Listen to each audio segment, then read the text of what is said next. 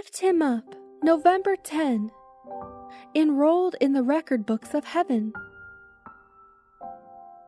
Now therefore ye are no more strangers and foreigners, but fellow citizens with the saints. Those who closely connect with God may not be prosperous in the things of this life. They may often be sorely tried and afflicted. Joseph was maligned and persecuted because he preserved his virtue and integrity. David, that chosen messenger of God, was hunted like a beast of prey by his wicked enemies. Daniel was cast into a den of lions because he was true and unyielding in his allegiance to God. Job was deprived of his worldly possessions and so afflicted in body that he was abhorred by his relatives and friends. Yet he preserved his integrity and faithfulness to God. Jeremiah would speak the words which God had put into his mouth, and his plain testimony so enraged the king and princes that he was cast into a loathsome pit. Stephen was stoned because he would preach Christ and him crucified. Paul was imprisoned, beaten with rods, stoned, and finally put to death because he was a faithful messenger to carry the gospel to the Gentiles. The beloved John was banished to the Isle of Patmos for the word of God and for the testimony of Jesus Christ.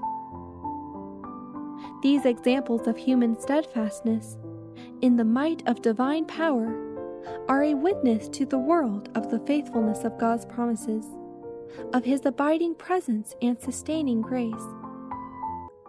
As the world looks upon these humble men, it cannot discern their moral value with God.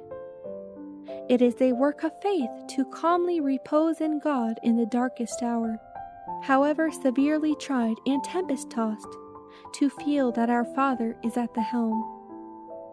The eye of faith alone can look beyond the things of time and sense to estimate the worth of eternal riches. The great military commander conquers nations and shakes the armies of half the world, but he dies of disappointment and in exile.